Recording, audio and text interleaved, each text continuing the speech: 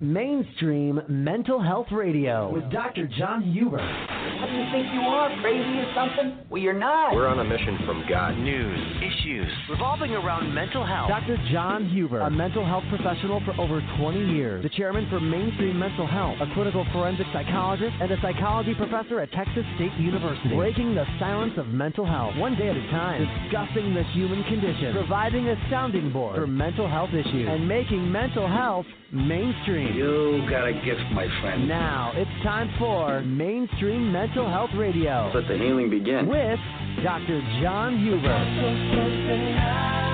Listen to Mainstream Mental Health Radio with your host, Dr. John Huber. Check us out on social media, Google+, Mainstream Mental Health, Instagram at Mainstream Mental Health, Twitter at Mainstream MENTL, and search for Mainstream Mental Health on Facebook. Please tune in every week to Mainstream Mental Health Radio with your host, Dr. John Huber.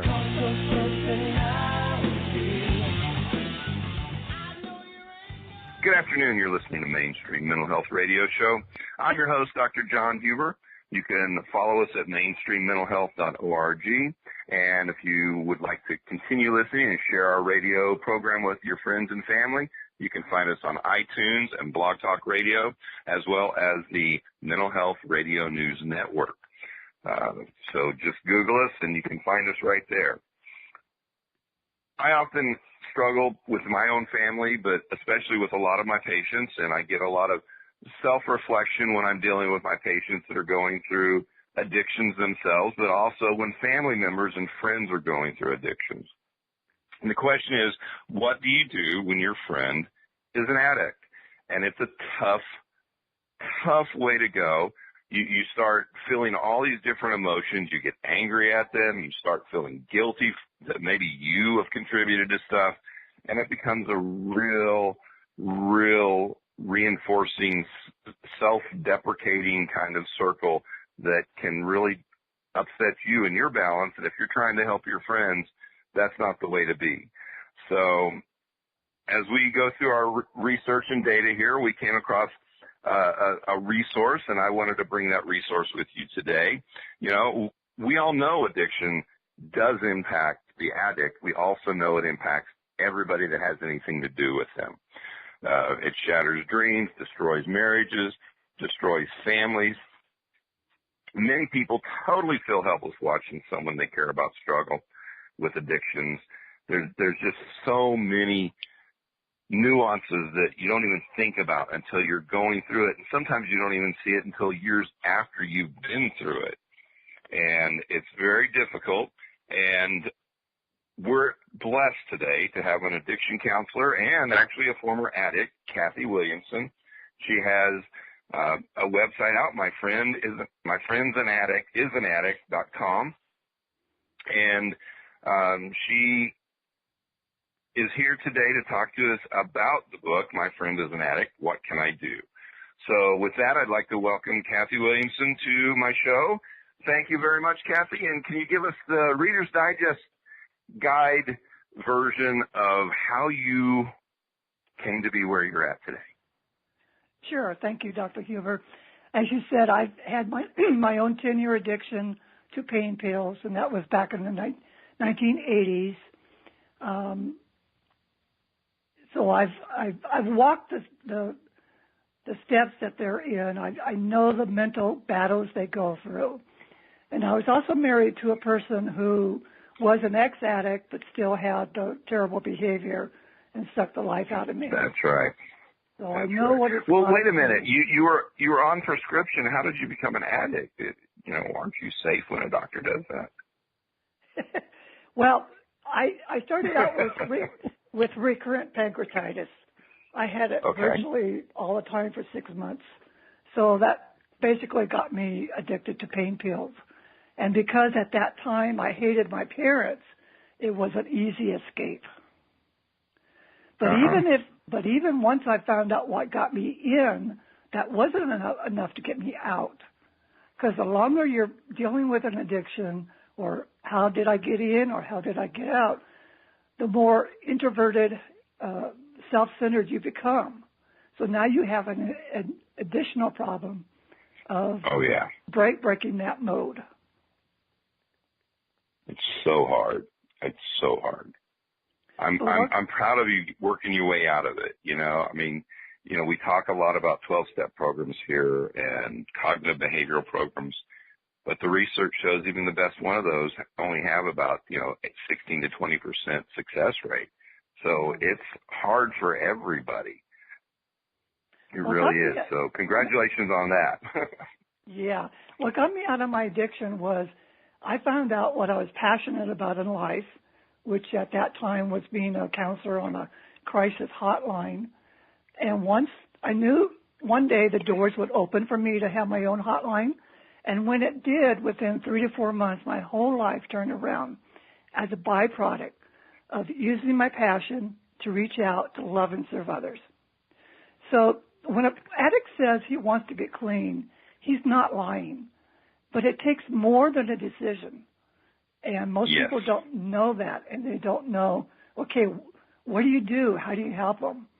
And I try to help them to shift their focus to what is your passion in life. Unfortunately, about 95% of the people don't know. So that is a struggle to help the person to identify what they're passionate about. It may not be a career, but everybody is passionate about something. And if you exactly. And even people who don't have addictions are, you know how many students have walked into my office over 21 years of teaching college, and I don't know what what I'm going to do with my life. And I'm like, I'm still trying to figure that out. What do you mean? Yeah. It's hard. It's a hard thing to do. And when you don't have an addiction, it's not so easy, or it's not such a bad thing to just kind of jump in there with both feet and explore and find out what you like. But when you have an addiction, you need something more than that. You can't just jump into, say, a new career automatically just to, hey, this will be my rescue. This will be my tool to get out of this. You have to, like you said, you have to have that drive and that motivation behind that. Right. And that's why operating within your passion, it provides that additional emotional fuel to keep you headed in the right direction. And the other thing I teach is how to handle your emotions. I teach a technique called emotional freedom technique, or tapping. And it's a quick, you can learn it in 5 minutes. Go on YouTube and search EFT plus whatever emotion you're dealing with, anxiety, anger, whatever. But EF as in Frank? Yeah, emotional freedom technique. Technique. Okay. EFT plus, say, depression or anxiety. Right. Okay. Right. So I do provide my own ebook that I wrote for addicts, Tapping Away Your Addiction, to help them get their emotions under control. Because look what happens when a person comes out of rehab.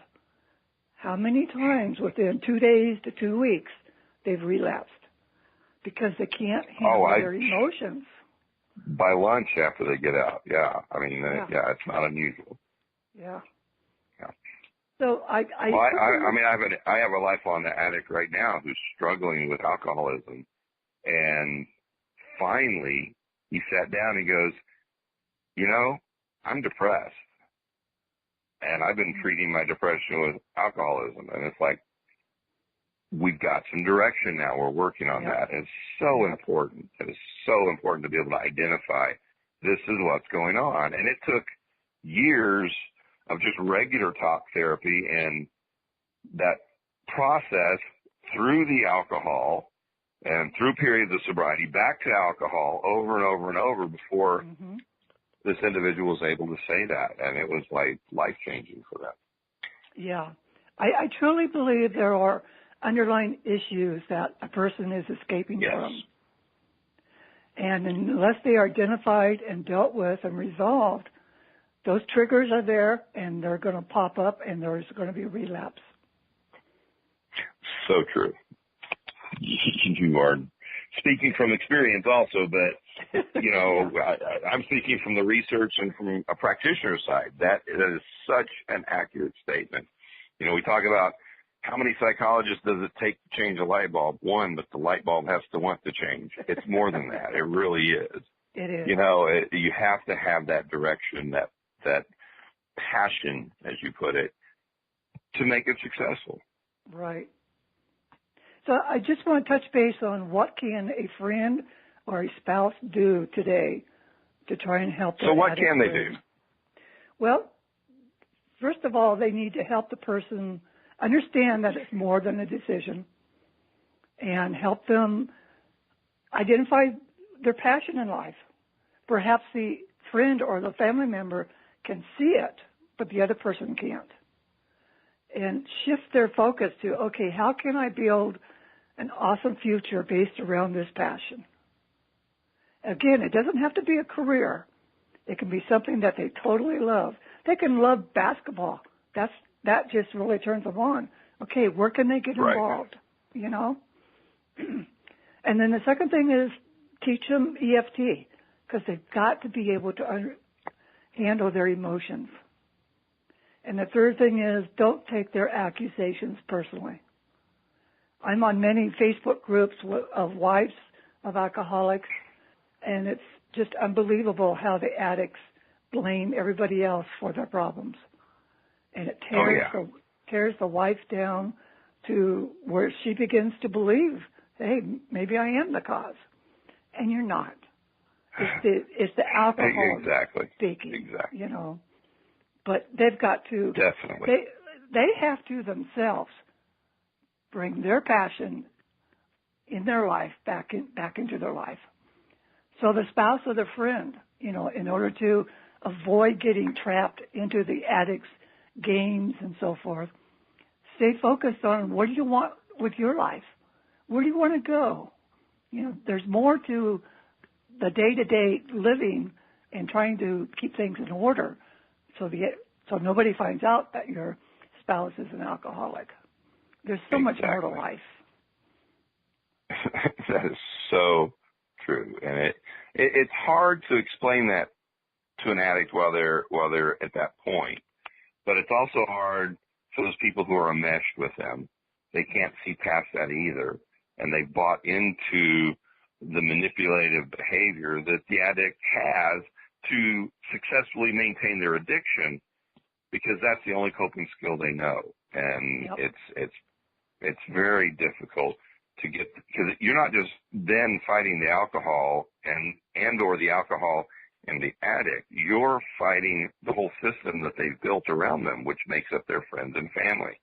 Mm-hmm. And it's very difficult, very difficult. And again, you know, as I told you before we started recording, I wish I had this, you know, several years ago, because I think it would have been something. I mean, we're talking back in the 90s. I think it would have been something that would have helped the situation, and we wouldn't have ended up where we were at. So, I wish that as a family. Yeah, I wish that EFT would have been more widely known when I was in my addiction back in the 80s, because it's such a game changer on being able to handle your emotions. And that's what you got to have, though, are those tools. You know, you talk about it being a game changer. It's the engine that gets in the car. I mean, being the addict is the car, and the seats are the drug. You got to have that engine to get somewhere else, or it's just not going to happen. Yep. Well, I really appreciate you coming on my show today. Where can my listeners get your book and follow you? Are you available for, you know, public speaking, that sort of stuff? Where can we get information on you? You can buy the book on Amazon in both paperback and Kindle. On my website, myfriendisanaddict.com, you can download a free PDF of the 232-page book. And inside the book are bonuses such as that tapping manual. And if you're a Christian, I've got a scriptures package that will also help you. Awesome. I do. Yeah, now that's very generous of you, you know, working on books myself, to be able to give that away for free. So that's very commendable. I think there's a lot of people out there who can appreciate that. And if you think about it, a PDF may be better, because if your spouse sees the book, that may be another trigger for him to go off. Exactly. So that's why I offer it that way.